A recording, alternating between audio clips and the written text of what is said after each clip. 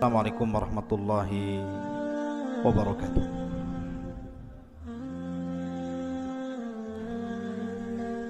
Alhamdulillah,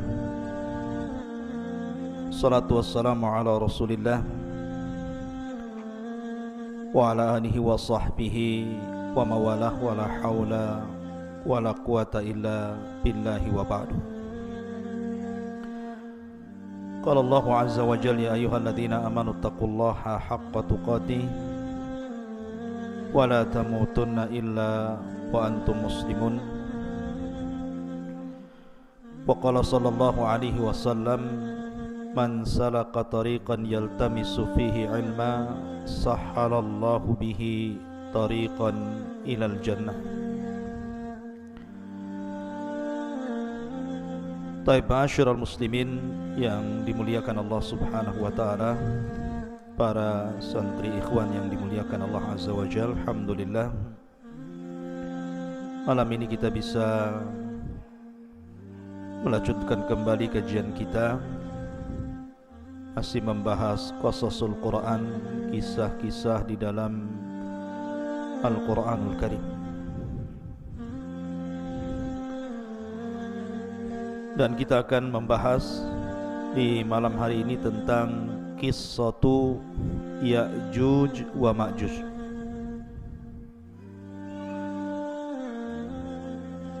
Artinya malam ini kita akan membahas satu tanda dari tanda-tanda kiamat besar. Siapa Ya'juj dan Ma'juj itu? Kemudian kapan keluarnya? Kemudian kalau keluar, apa yang akan dilakukannya?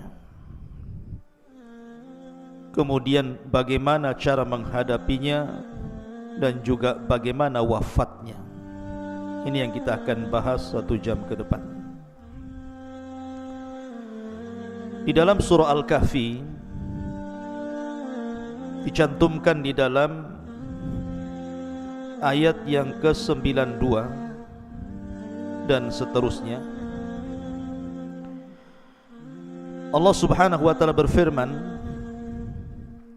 hatta idza balagas baina saddaini wajada min dunihima qauman la yakaduna yafqahuna qawla.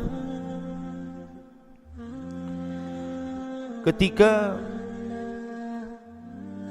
Dzulqarnain sampai di antara dua gunung, didapatinya di belakang kedua gunung itu ada sebuah kaum yang hampir-hampir Dzulqarnain tidak mampu memahami bahasa mereka. Jadi Raja Dzulqarnain ini satu di antara 4 raja yang menguasai dunia, yang 2 mukmin dan 2 kafir. Adapun yang mukmin yang paling luas kekuasaannya siapa? Nabi Allah Sulaiman. Itu yang paling luas kekuasaannya. Karena kekuasaan Sulaiman bukan bagi bangsa manusia saja, bangsa jin pun dikuasai dia. Baru orang nomor 2 ya Dzulqarnain. Itulah raja yang mukmin, yang beriman kepada Allah, yang sebagian besar dunia dikuasainya. Baru setelah itu yang 2 kafir, Namrud dan Bukhtun Nasr. Lah Dzulqarnain ini, menurut riwayat Abdullah ibn Abbas radhiyallahu anhuma, keliling dunia sampai menghabiskan waktu 500 tahun lamanya. Sampai suatu ketika Dzulqarnain ini mengarah ke sebuah arah, maka dia kemudian sampai di antara 2 gunung. Lah di balik 2 gunung itu ada sebuah kaum. Masalahnya kaum itu tidak bisa diajak bicara. Kalaupun mereka bisa diajak bicara, Dzulqarnain tidak paham maksudnya. Karena Dzulqarnain baru sampai di tempat itu.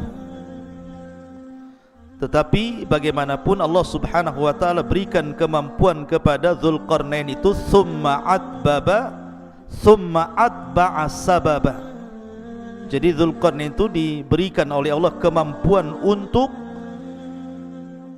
memahami apa yang menjadi sulit bagi dia menjadi mudah. Akhirnya diriwayatkan Dzulqarnain mempersiapkan 10 penerjemah.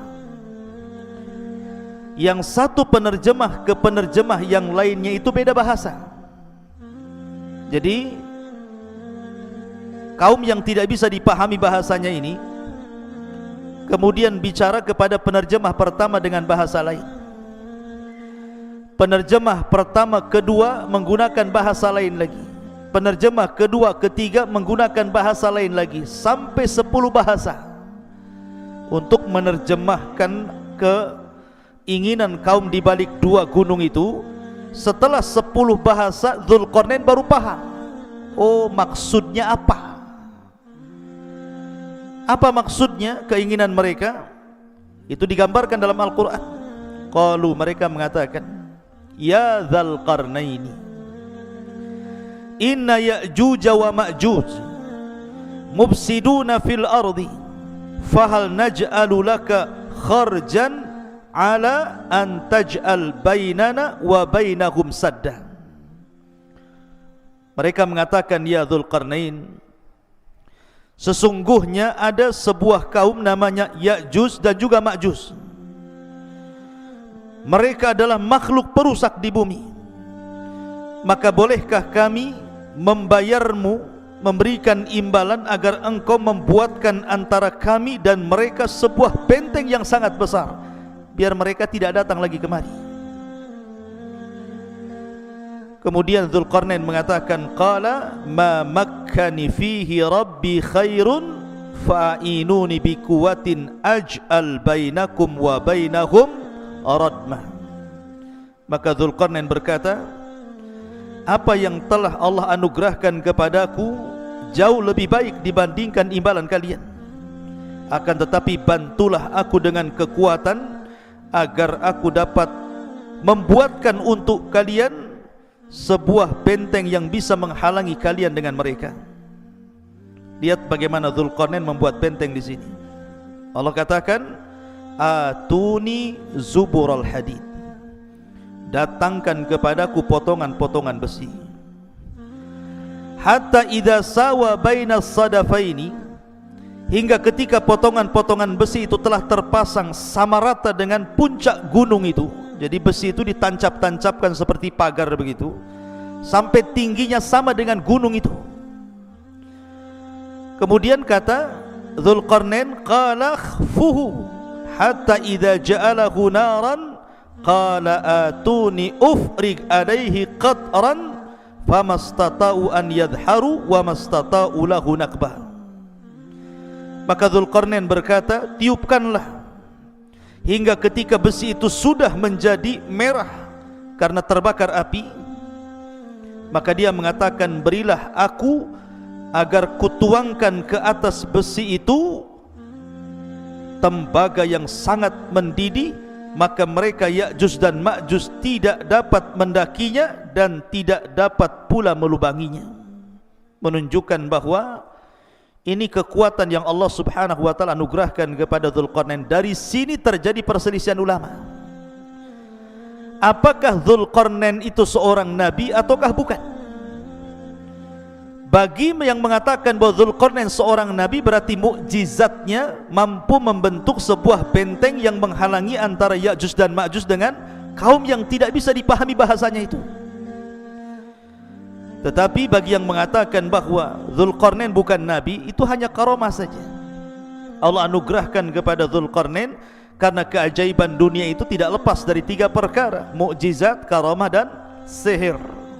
Mukjizat bagi para nabi, karamah bagi para wali, dan sihir bagi para dukun. Yang ingin saya kisahkan bukan kisah Dzulqarnain, tetapi yang saya ingin kisahkan malam ini tentang siapa Ya'juj dan Ma'juj itu. Baik, di dalam hadis Nabi SAW mengatakan, lan taquma as-sa'ah hatta yakuna qablaha asyra ayatin tulu'us syamsi min maghribiha wa khurujud dabbati wa khuruju Ya'juj wa Ma'juj. Dalam sebuah hadis yang dikeluarkan Abi Dawud, Nabi SAW bersabda, tidak mungkin tegak hari kiamat sampai kalian mendapati 10 tanda dari tanda-tanda besar hari kiamat. Dalam hadis ini disebutkan sebagiannya. Pertama, munculnya matahari dari arah barat. Yang kedua, munculnya binatang bumi yang bisa bicara. Dan yang ketiga, Ya'juj dan Ma'juj. Kapan keluarnya Ya'juj dan Ma'juj itu, ikhwan? Dan siapa Ya'juj dan Ma'juj itu? Ada yang mengatakan bahwa Ya'juj dan Ma'juj itu satu bapak dengan kita, bukan satu bapak satu ibu. Kalau saya dengan antum itu satu bapak satu ibu, dari Adam dan Hawa. Tapi Ya'juj dan Ma'juj itu satu bapak saja, lain ibu dengan kita. Lalu siapa ibunya? Ada yang mengatakan bahwa suatu ketika Nabi Adam ini ihtilam, mandi ataupun mimpi basah, sehingga sampai mengeluarkan sperma. Lah spermanya Adam ini jatuh ke tanah. Rupanya karena jatuh ke tanah itulah akhirnya sperma yang menyatu dengan tanah itu tiba-tiba membentuk manusia dari tanah. Itulah yang disebut dengan Ya'juj dan Ma'juj. Jadi bapaknya Adam, ibunya tanah. Nah, itu pendapat yang pertama. Berarti Ya'juj dan Ma'juj dengan kita itu satu bapak, karena beda ibu. Kalau kita kan satu ibu satu bapak, kalau mereka satu bapak dengan kita saja. Tapi tentu riwayat ini batil, ikhwan, karena tidak bisa kita menetapkan sesuatu tanpa dalil. Ini cerita Israiliyat ya. Tetapi pendapat yang kuat bahwa Ya'juj dan Ma'juj itu satu bapak satu ibu dengan kita. Dia turunan Adam dan juga turunan Hawa. Allah Subhanahu wa taala berfirman dalam surah Al-Ankabut ayat 15, fa'anjainahu wa ashabas safinati, kami selamatkan Nuh dan seluruh orang-orang yang ada di perahunya. Dan Allah juga mengatakan dalam surah As-Saffat ayat 77, wa ja'alna dzurriyyatahu humul baqin, dan kami jadikan seluruh anak turunan Nuh itu yang akan hidup sampai kiamat. Dari sini bahwa Ya'juj dan Ma'juj itu secara nasab itu sampai kepada Nuh alaihi salatu wassalam. Disebutkan bahwa dalam sebuah hadis yang diriwayatkan dalam kitab Al-Musnad ataupun dalam kitab Sunan, jadi Nuh alaihi salatu wassalam itu kan memiliki beberapa putra. Ada 4 putra, tetapi yang satu kafir, namanya Kan'an, itu kafir, ikut agama ibunya dan mati tenggelam. Adapun yang tersisa adalah Syam, kemudian Ham, kemudian Yafis. Itu 3 putra Nuh yang masih hidup kala itu. Yang ada di perahu Nuh itu pertama Syam, kemudian Ham, kemudian Yafis. Adapun Syam itu disebut Abul Arab, bapaknya orang-orang Arab. Jadi seluruh orang Arab itu turunan Syam. Adapun Ham maka disebut Abu Sudan, orang-orang Sudan, orang-orang berkulit hitam itu bapaknya siapa? Ham. Adapun Yafis itu Abu Turk, bapaknya orang-orang Turku, bukan Turki, bukan. Turk itu adalah sebuah bangsa yang kemudian terdiri daripada beberapa bangsa-bangsa, dan itu diisyaratkan ke bangsa Asia kayak kita ini, itu turunan Yafis namanya. Jadi Turk itu banyak kabilah-kabilah. Lah salah satu kabilah Turk itu adalah Ya'juj dan Ma'juj. Jadi Ya'juj dan Ma'juj itu turunan daripada Yafis, dan Yafis ini putra Nuh alaihi salatu wassalam, dan nasab Nuh sampai kepada Adam alaihi salatu wassalam. Dari sini jelaslah bahwa Ya'juj dan Ma'juj itu manusia sama dengan kita. Dia bukan makhluk yang menyeramkan, bukan monster, bukan apa, bukan, sama dengan kita manusia, turunan Yafis ibn Nuh alaihi salatu wassalam. Ma'asyiral muslimin yang dimuliakan Allah Subhanahu wa taala. Bicara tentang Ya'juj dan Ma'juj tentu juga tidak lepas daripada bicara tentang Dzulqarnain tadi. Karena bagaimanapun yang memenjarakan Ya'juj dan Ma'juj itu Dzulqarnain. Sedikit saya akan jelaskan secara singkat tentang Dzulqarnain biar antum paham. Dzulqarnain ini ikhwan adalah seorang raja yang menguasai dunia. Tadi saya katakan perselisihan ulama tentang Dzulqarnain, apakah dia nabi ataukah dia bukan, bahkan ada yang mengatakan dia malaikat. Tapi pendapat ini tidak benar. Dzulqarnain manusia, tetapi diperselisihkan apakah dia nabi atau bukan, dan yang rajih dia bukan nabi. Dan Dzulqarnain itu hidup di zaman Ibrahim. Ingat, Dzulqarnain hidup di zaman Nabi Ibrahim alaihi salatu wassalam. Bahkan dikatakan oleh Ibnu Utsaimin rahimahullahu ta'ala bahwa Dzulqarnain pernah tawaf bersama Ibrahim, dan dialah yang menjadikan Dzulqarnain itu masuk Islam. Jadi yang mendakwahkan dakwah tauhid kepada Dzulqarnain itu Nabi Ibrahim, sampai akhirnya Dzulqarnain masuk Islam, kemudian menjadi raja dunia. Dan dia pernah tawaf bersama Nabi Ibrahim alaihi salatu wassalam. Ada yang mengatakan bahwa Dzulqarnain adalah Iskandar Yunan, atau disebut dengan Iskandar Al-Maqduni. Ini tidak benar. Memang Iskandar Yunan atau Iskandar Al-Maqduni yang dia punya guru namanya Aristoteles. Antum pernah dengar Aristoteles itu pendiri pemahaman filosof. Ya, kalau disebut dengan filosof Yunan itu artinya didirikan oleh Aristoteles. Nah, itu nanti ada murid-muridnya Plato dan yang lainnya. Ya. Lah Aristoteles ini seorang Yunan, dialah yang kemudian menjadi guru besarnya Iskandar Al-Maqdun atau disebut dengan Iskandar Al-Yunan. Memang di zaman itu Iskandar Al-Yunan Al-Maqdum itu menguasai dunia.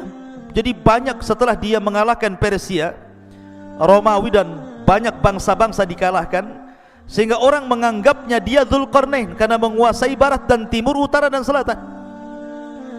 Sehingga sebagian orang mengatakan bahwa Dzulqarnain adalah Iskandar Al-Maqdun yang dididik oleh Aristoteles tadi dan seorang filosof Yunan. Tidak benar. Kenapa tidak benar? Pertama, dari segi zaman sudah berbeda. Dzulqarnain itu di zaman Nabi Ibrahim, sementara Aristoteles ini jauh, ya, jauh dibandingkan di zaman Nabi Ibrahim. Dia berabad-abad dari mana nggak ketemu. Yang kedua, Dzulqarnain ini seorang Muslim, orang yang bertauhid kepada Allah Azza wa Jalla, sementara Al-Iskandar Al-Maqdun atau Yunan itu kafir, sehingga gak ketemu. Dari segi agama saja tidak ketemu. Maka Dzulqarnain ya Dzulqarnain, orangnya lain. Kemudian Iskandar Al-Yunan atau Al-Maqdun ya Iskandar Al-Maqdun, lain lagi. Maka jangan disamakan, itu dua orang yang berbeda. Intinya bahwa Dzulqarnain adalah seorang raja, seorang muslim, masuk Islam di tangan Nabi Ibrahim alaihi salatu wassalam, kemudian menjadi raja dan menguasai dunia. Lah di zamannya inilah Ya'juj dan Ma'juj kemudian dibenteng oleh dia sehingga tidak bisa keluar. Adapun tentang sifat Ya'juj dan Ma'juj itu, bagaimana bentuknya sebenarnya? Ibnu Hajar rahimahullahu ta'ala menyebutkan beberapa pendapat para ulama tentang bentuk fisiknya Ya'juj dan Ma'juj itu. Kata beliau bahwa ada sebagian orang mengatakan bahwa Ya'juj dan Ma'juj itu badannya seperti syajaratil aruz, seperti pohon aruz. Pohon aruz itu berada di Syam atau tepatnya di Lubnan sana, di Libanon. Itu banyak pohon aruz, itu tinggi sekali, ya. Jadi pohon aruz itu sangat tinggi sekali, sampai dijelaskan tingginya itu ishruna wa mi'ata dhirah, 120 hasta. Satu hasta segini. Kalau 120 hasta, kalau 120 bagi 2 berapa? 60. Berarti 60 meter. Karena satu hasta itu 1/2 meter. Berarti tingginya Ya'juj dan Ma'juj itu 60 meter. Masjid ini saja baru 10 meter. Berarti 6 kali tingginya masjid ini. Berarti tinggi sekali Ya'juj dan Ma'juj itu. Raksasa kan begitu ya. Ini satu pendapat. Jadi Ya'juj dan Ma'juj itu setinggi itu karena dimisalkan dengan pohon arus yang ada di Syam, di Lubnan sana. Ini satu pendapat. Pendapat yang kedua bahwa Ya'juj dan Ma'juj itu simfun arba'atu adru fi arba'ati adru. Satu dhira, satu hasta.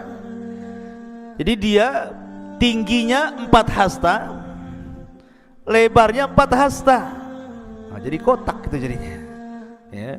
Jadi bentuk Ya'juj dan Ma'juj itu 2 meter tingginya, kemudian panjangnya juga 2 meter, lebarnya 2 meter, tingginya 2 meter. Jadi kayak kardus jadinya. Ya. Jadi itu ada juga yang mengatakan Ya'juj dan Ma'juj itu seperti itu. Kemudian juga ada yang berpendapat simfun yaftarishuna adhanahum wa yaltahifuna bil ukhra. Jadi Ya'juj dan Ma'juj itu punya telinga besar sekali. Telinganya besar sekali, panjang. Jadi satu telinga digunakan untuk selimut dia kalau dia tidur, maka satu telinganya lagi digunakan untuk membunuh, untuk menyerang. Nah, ini kayak apa ini? Telinganya besar sekali. Kemudian juga ada yang mengatakan bahwa Ya'juj dan Ma'juj itu tuluhum shibrun aw shibraini wa atwaluhum 3 ashbar. Paling tinggi 3 jengkal segini. Nah, seginilah, segini. Ada juga yang 2 jengkal, ada juga 1 jengkal segini tingginya itu. Berarti manusia kerdil. Tapi sekali lagi ini hanya pendapat, tidak didasari dalil-dalil sama sekali. Ini hanya dinukilkan dari kisah Israiliyat. Jadi Al-Hafidh Ibnu Hajar menukilkan pendapat tentang bentuk Ya'juj dan Ma'juj ini adalah semuanya riwayat dhaifah, tidak ada yang sahih. Lalu yang sahih seperti apa? Yang sahih diriwayatkan dalam sebuah hadis dari Ibnu Harmalah, dari bibinya, yang diriwayatkan oleh Imam Ahmad dalam musnadnya. Ini bentuk fisik asli yang sahih. Disebutkan dalam sebuah hadis, khataba Rasul sallallahu alaihi wasallam wa huwa asibu isba'ahu min ladghati aqrabin. Rasul sallallahu alaihi wasallam berkhutbah dalam keadaan jarinya tersengat kalajengking. Kemudian beliau mengatakan, innakum taquluna la aduwa wa innakum la tazaluna tuqatiluna aduwan hatta ya'tiya Ya'juj wa Ma'juj iradul wujuh sigharul uyun syuhbus syi'af min kulli hadhabin yansilun ka'anna wujuhahum al-mujanal mutraqatu.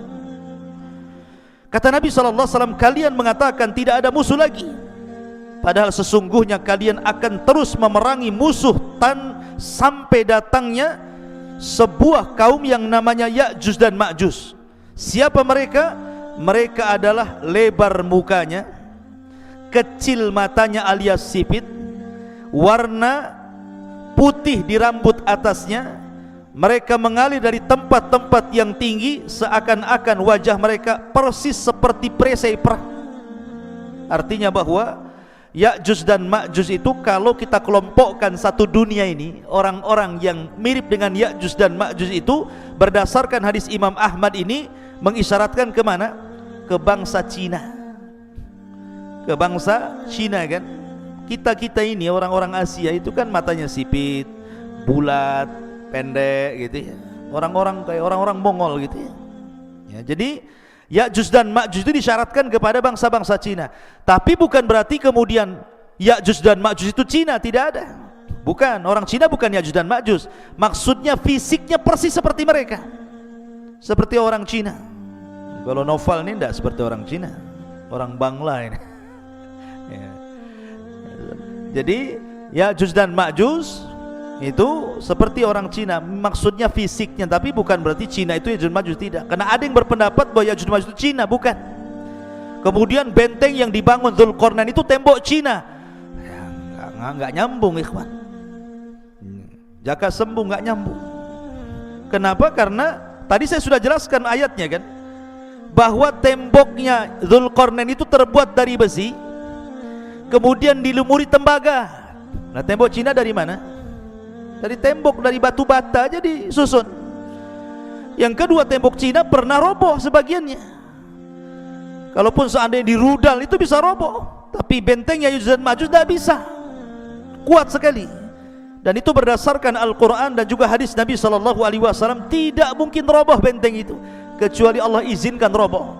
Jadi tidak ada kaitan benteng Cina dengan bentengnya Dzulqarnain atau Ya'juj dan Ma'juj dengan orang Cina. Nggak ada kaitan di situ.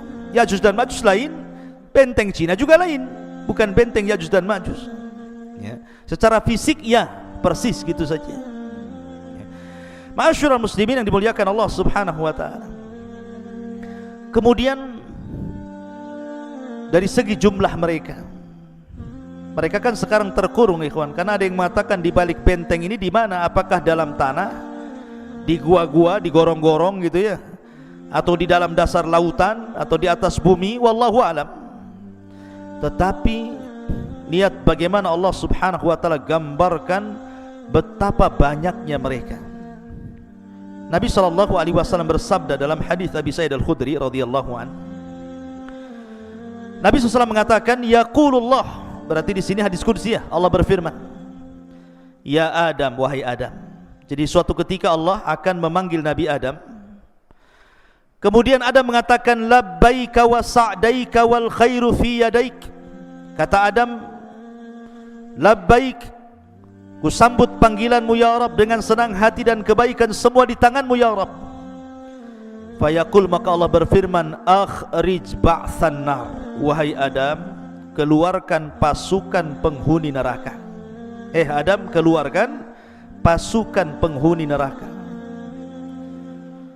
Kemudian dia mengatakan, inna kulla alfi tis'a mi'atin wa tis'atan wa tis'ina fa indahu yashibus saghir wa tada'u kullu dhati hamlin hamlaha wa taran nasa sukara wa ma hum bisukara walakinna adzaballahi syadid. Qalu ya Rasulullah wa ayyuna dhalikal wahid? Qala abshiru fa inna minkum rajulan wa min Ya'juj wa Ma'juj alfa. Perhatikan. Kemudian kemudian Allah berfirman kepada Adam, keluarkan pasukan penghuni neraka. Adam bertanya, apa pasukan penghuni neraka itu ya Rabb? Maka Allah mengatakan, mereka dari setiap 1000 orang 999 orang. Jadi perbandingan kita dengan Ya'juj dan Ma'juj itu, jadi kalau ada 1000 orang, maka satu kita 999 Ya'juj dan Ma'juj. Anda bisa bayangkan bandingannya itu. Jadi kalau antum di sini ada 20 orang, dibandingkan dengan Ya'juj dan Ma'juj, setiap satu orang bandingannya 999. Berarti jumlah mereka banyak. Jadi kalau antum melawan Ya'juj dan Ma'juj, antum satu orang melawan 999 Ya'juj dan Ma'juj. Kira-kira menang gak tuh? Antum satu orang lawan satu orang aja kalah antum. Ini 999, bonyok lah. Banyak jumlahnya kan. Macam mana cara melawannya ini? Sekian banyaknya itu kan. Kemudian Allah berfirman, membacakan ayat Al-Quran setelah menyebutkan mereka dari setiap 1000 orang 999 orang. Ketika itu anak kecil menjadi beruban, setiap yang hamil melahirkan apa yang dikandungnya, dan kamu lihat orang-orang seakan-akan mabuk padahal mereka tidak mabuk, tetapi karena azab Allah yang sangat keras. Para sahabat bertanya, Rasul, siapa yang satu itu? Maka Nabi SAW mengatakan, bergembiralah, sesungguhnya penghuni neraka itu satu di antara kalian, dan Ya'juj dan Ma'juj 1000 dari mereka. Artinya dari 1000 orang itu satu di antara kita, 999 dari mereka. menunjukkan penghuni neraka banyak sekali.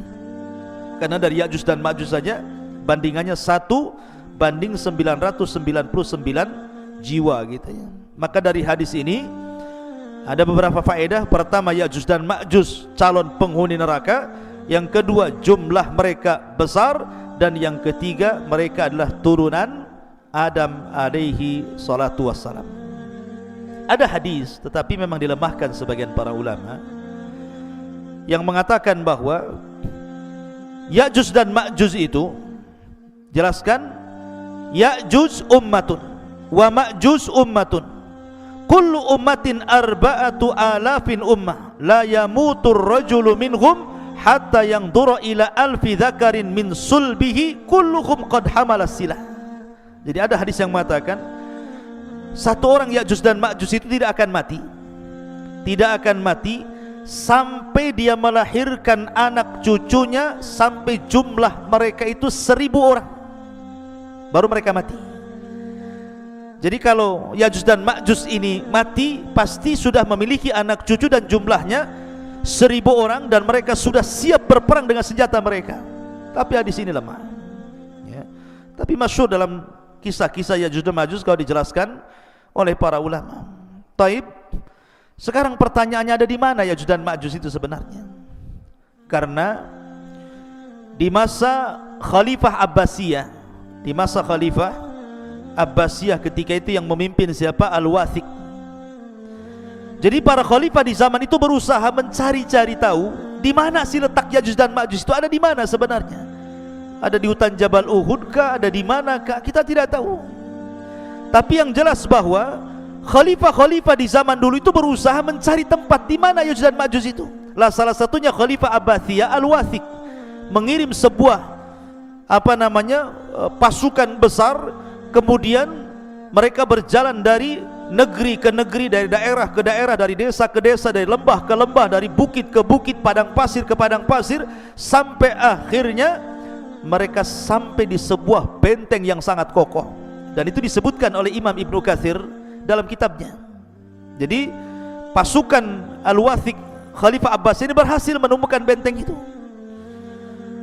Benteng itu sangat kokoh sekali, karena ketika itu Khalifah Al-Wathiq bermimpi bahwa terjadi keretakan benteng itu dalam mimpinya. Makanya dia kirim pasukan untuk mencari benteng itu, dan ketemu.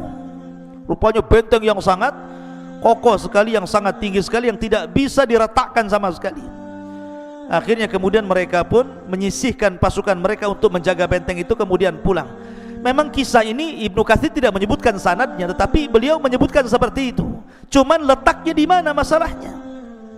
Ya.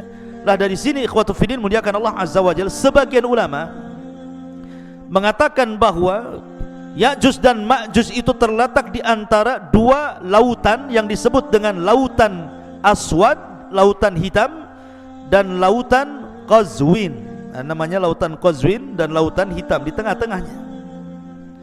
Ada juga yang mengatakan seperti yang dikatakan oleh Al-Imam At-Tabari, Al-Imam At-Tabari rahimahullahu ta'ala, bahwa letak Ya'juj atau bentengnya Dzulqarnain yang dibaliknya itu ada Ya'juj dan Ma'juj, itu baina Armenia wa Adribijan walakin lam yasil ahadun ila dzalik. Kata At-Tabari mengatakan bahwa letak benteng Dzulqarnain atau letak Ya'juj dan Ma'juj itu ada di antara Armenia dan Adribijan. Antara Armenia dan Adribijan, mungkin kalau sekarang mungkin dekat Georgia namanya, Georgia gitu ya, di sekitar Georgia sana. Nah, sekitar itulah. Mungkin dari Cina itu ke arah mana tuh? Ke arah selatan atau ke utara gitu ya. Nah, sekitar itu. Tapi yang jelas tidak ada satupun orang yang sampai ke situ. Adapun kisah Ibnu Katsir tentang delegasi Khalifah Abbasiyah Al-Wathiq ini wallahu alam, karena tidak bersanad masalahnya. Tapi yang jelas kita yakini bahwa Ya'juj dan Ma'juj itu ada di balik benteng Dzulqarnain. Kapan keluarnya? Wallahu alam, karena itu tanda dari tanda-tanda kiamat besar. Sekarang bagaimana keluarnya? Bagaimana cara keluarnya? Ma'asyiral muslimin yang dimuliakan Allah Azza wa Jalla, saya akan runut satu tanda kiamat sebelum keluarnya Ya'juj dan Ma'juj. Kita tahu bahwa Sebelum keluarnya Ya'juj dan Ma'juj itu, dari tanda-tanda kiamat besar adalah keluar Dajjal. Dajjal dulu ya. Dajjal dulu keluar, baru kemudian Ya'juj dan Ma'juj. Jadi Dajjal ini fitnahnya adalah fitnah agama. Jadi Dajjal itu fitnahnya fitnah agama. Fitnah agama artinya bahwa Dajjal ini sama sekali tidak merusak seperti Ya'juj dan Ma'juj. Memang murni fitnah agama, tidak ada kaitan dengan Ya'juj dan Ma'juj ya. Lah kemudian Allah subhanahu wa ta'ala takdirkan turun Isa bin Maryam, kemudian membunuh Dajjal. Lah ketika Isa bin Maryam telah membunuh Dajjal inilah, baru kemudian muncul Ya'juj dan Ma'juj. Lah ketika itu Allah subhanahu wa ta'ala memerintahkan Isa untuk sembunyi, karena kalau melawan tidak akan sanggup. Karena Rasul yang mengatakan kaum ini tidak bisa diperangi, bukan tidak bisa dibunuh, tidak bisa diperangi karena jumlahnya banyak masalahnya. Tadi saya katakan kalau antum melawan Ya'juj dan Ma'juj, berarti satu dari antum melawan 999. Macam mana cara membunuhnya? Yang ada kita yang dibunuh mereka gitu ya. Makanya karena saking banyak jumlahnya itulah, makanya Rasul SAW bersabda bahwa kaum ini tidak bisa diperangi. Makanya kenapa Allah subhanahu wa ta'ala merintahkan Isa untuk membawa pasukan kaum muslimin sembunyi di bukit Tur. Gak usah dilayan, kalau kau maksa perang pasti kalah ya. Akhirnya kemudian Isa hanya bertawakal kepada Allah azza wa jal, sampai akhirnya mereka kelaparan di bukit itu, sampai kepala kerbau jauh lebih berharga dibandingkan emas dan perak, karena mereka gak bisa keluar, dikepung saking banyaknya Ya'juj dan Ma'juj itu. Lah dari sini ikhwatu fillah muliakan Allah azza wa jalla, Allah subhanahu wa ta'ala berfirman, ataupun hadis Nabi sallallahu alaihi wasallam dari Sam'an, dari Nawas ibn Sam'an, idh awhallahu ila Isa, Allah subhanahu wa ta'ala mewahyukan kepada Isa bin Maryam, inni qad akhrajtu ibadan li la yadani li ahadin biqitalihim faharriz ibadi ila Tur. Sesungguhnya aku mengeluarkan hamba-hambaku yang tidak ada kemampuan bagi seorang pun untuk memeranginya. Biarkanlah mereka hamba-hambaku menuju Tur. Jangan dilayan Ya'juj dan Ma'juj itu. Wa yab'atsullahu Ya'juj wa Ma'juj wa hum min kulli hadabin yansirun. Maka Allah subhanahu wa ta'ala mengeluarkan Ya'juj dan Ma'juj, mereka mengalir dari setiap ketinggian seperti bah api saking banyaknya. Fayamurru wa awailuhum ala buhairati tabariyah fayashrabun ma fiha wa yamurru akhiruhum fayaquluna laqad kana bihadhihi marratan ma.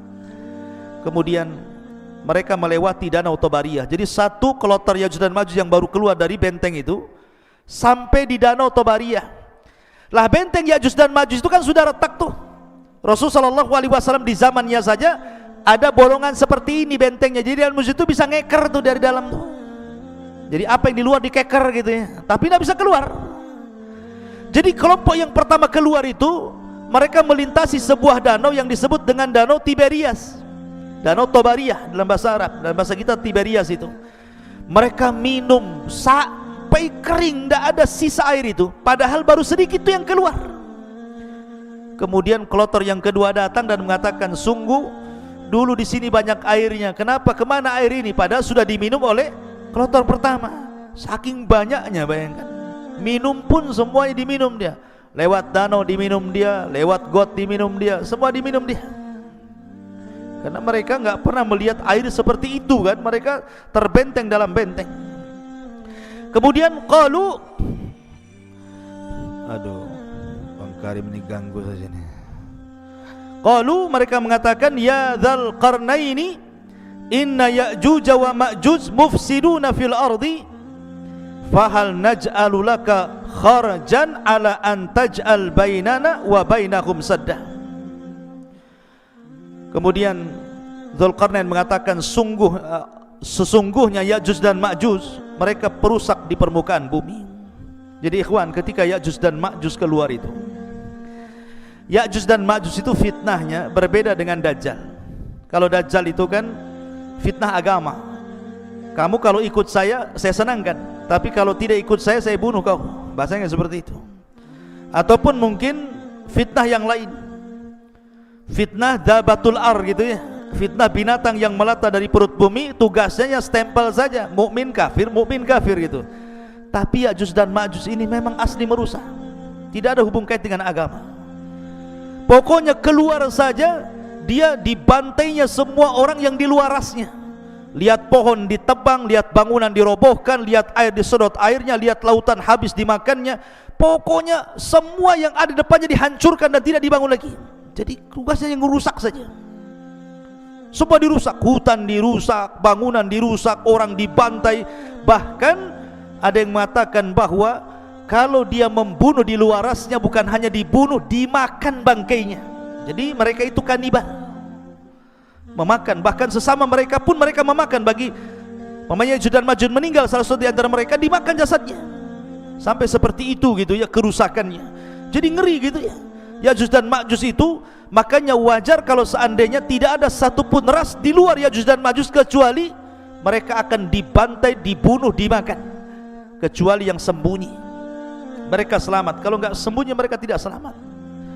Makanya kemudian Ya'juj dan Ma'juj ini, mereka akan terus menyerang di luarasnya, akan keliling dunia, akan membantai ke desa-desa, ke kota-kota, ke daerah-daerah, ke kutub-kutub. Mereka akan meluas di mana-mana, sampai ketika mereka sudah puas karena merasa sudah tidak ada lagi yang diserang, sombong mereka. Kesombongan itulah sampai kemudian mereka mengatakan, qatalna man fil ardi sanaqtuluhu man fis sama, katanya. Kami sudah membantai orang-orang yang di bumi, sekarang yang di langit ku bantai juga, katanya. Lihat, dia mau membantai orang-orang yang di langit, malaikat. Bumi ini kecil ikhwan, dibandingkan dengan langit, kata Nabi SAW, seperti kita punya cincin dilempar ke padang pasir. Bumi itu cincinnya, padang pasir itu langitnya. Apalagi panah tombak kecil-kecil lagi kan gitu ya. Kemudian dilemparkan ke bumi, macam mana coba? Cincin dilempar ke padang pasir. Lah, bumi ini cincinnya, langit di padang pasirnya. Kemudian mereka melempar tombak, melempar tanah ke langit, panah-panah ke langit. Kemudian mereka ditipu oleh Allah. Wa yakiduna kaida. Tiba-tiba Allah sedot itu panah sama tombak itu sampai keluar jalur awan, sampai gak kelihatan ya. Kemudian setelah tombak dan panah mereka itu menembus awan-awan, tiba-tiba kemudian dibalikan lagi sama Allah. Dan Allah Subhanahu wa ta'ala kemudian lumuri di ujung-ujungnya itu darah-darah, seolah-olah mereka sudah membunuh orang-orang yang ada di langit, padahal tidak ada satu makhluk yang terkena tembakan itu. Allah hendak menipu daya mereka sehingga mereka makin sombong. Sekarang mana lagi, di langit sudah kami bunuh, di bumi sudah kami bunuh, mana lagi katanya. Sombongnya mereka. Dari itulah maka akhirnya Allah Subhanahu wa ta'ala, al jaza'u min jinsil amal, mulai Allah membalas perbuatan mereka. Ma'asyiral muslimin yang dimuliakan Allah Subhanahu wa ta'ala, lah Ya'juj dan Ma'juj ini sebenarnya mereka susah keluar sebenarnya. Setiap hari itu mereka, sampai hari ini mereka hendak keluar melobangi. Jadi kalau sudah lubang, kemudian matahari mulai terbit, maka matahari mulai terbenam, maka mereka kemudian pulang lagi. Begitu setiap hari ya. Ketika mereka datang lagi, rupanya lubang yang kemarin sudah tertutup lagi.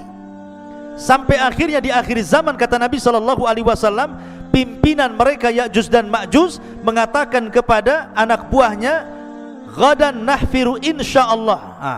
Besok, katanya Ya'juj dan Ma'juj, pemimpinnya mengatakan, kita akan gali lagi lubang ini insyaallah. Setelah diilhamkan pemimpinnya mengucapkan insyaallah, maka tiba-tiba lubang itu tidak kembali lagi, tetap lubang. Akhirnya digali sampai mereka bisa menembus di luar benteng. Dari situ Allah mengatakan, min kulli hadabin yansilun, keluar semua dari lubang itu, kemudian membantai, membunuh di luarasnya.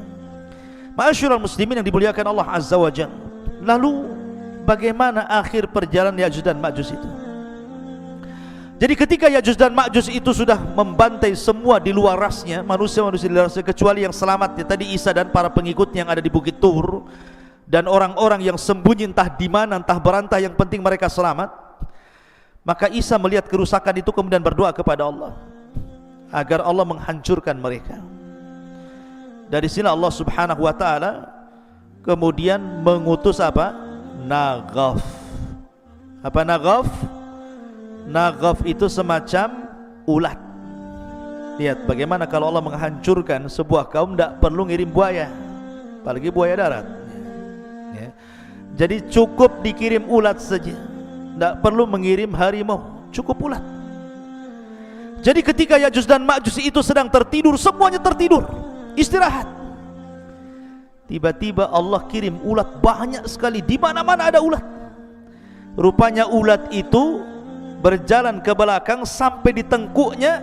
Tiba-tiba Allah Subhanahu wa taala jadikan ujung mulut ulat itu menembus tengkuk Ya'juj dan Ma'juj, masuk dari belakang, kemudian merusak isi badannya. Subhanallah, seperti listrik kalau antum cabut gardunya itu, apa yang terjadi?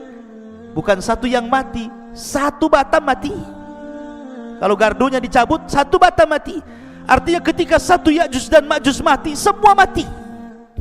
Bukan ini dulu mati, besok ini, minggu depan ini, enggak ya.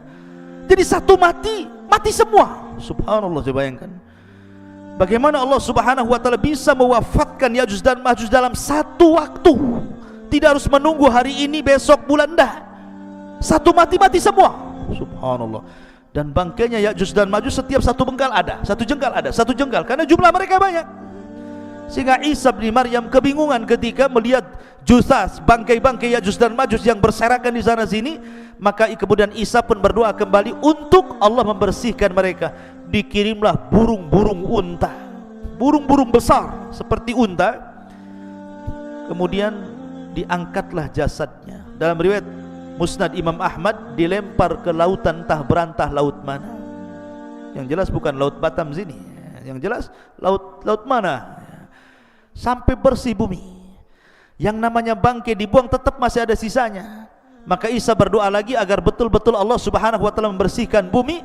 Maka Allah kirimkan hujan, sampai hujan ini membuat banjir, sehingga sisa-sisa Ya'juj dan Ma'juj masuk ke sungai-sungai, masuk ke solokan, masuk ke laut-lautan. Akhirnya betul-betul bersih bumi. Allah kembalikan bumi seperti di zaman Adam. Pohonnya besar-besar, sampai pohon delima, satu buah, satu kampung bisa masuk ke cangkangnya. Bisa bayangkan, pohonnya besar, satu buah delima itu kalau dibelah, satu kampung bisa masuk ke cangkangnya itu, sambil makan di dalam. Kalau delima sekarang segede gini, sudah kecut lagi, kecil gini. Jadi nanti di akhir zaman itu delima itu, ruman itu besar sekali ya, bisa puluhan masuk di situ. Karena Allah suburkan kembali sebagaimana di zaman ketika awal bumi dihidupkan, subur. Dari sini akhirnya Isa bin Maryam mulai membawa pasukan Imam Mahdi yang sudah meninggal, memimpin dunia, mematahkan salib, kemudian membunuh babi, kemudian menegakkan keadilan. Bagi yang tidak mau ikut syariat Islam maka akan dibantai, bagi yang ikut maka selamat. Sampai akhirnya Isa pun haji. Setelah haji kemudian Isa bin Maryam meninggal dunia. Hanya 7 tahun setelah itu Isa bin Maryam meninggal dunia. Nah, itu diantara kisah Ya'juj dan Ma'juj yang disebutkan dalam surah Al-Kahfi. Wallahu a'lam. Mudah-mudahan ada manfaatnya sebagai pengetahuan. Subhanallah bihamdika asyhadu an la ilaha illa anta astaghfiruka wa atubu ilaik. Allahu ta'ala. Assalamualaikum warahmatullahi wabarakatuh.